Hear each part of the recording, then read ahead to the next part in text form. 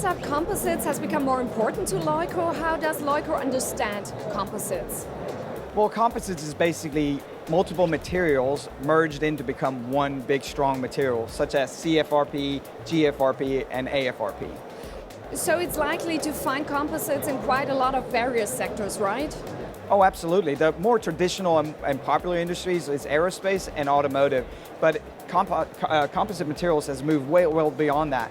Now we're looking at sporting equipment, but also construction, such as the construction windmills are using more and more composite materials.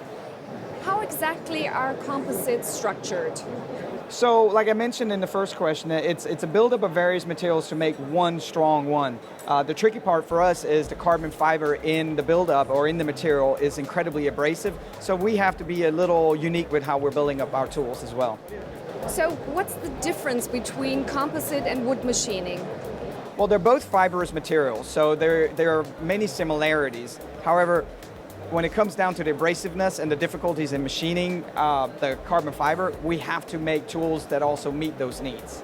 On which solutions or tools does LEUCO rely on in composite machining, and how does LEUCO's tools differ from others?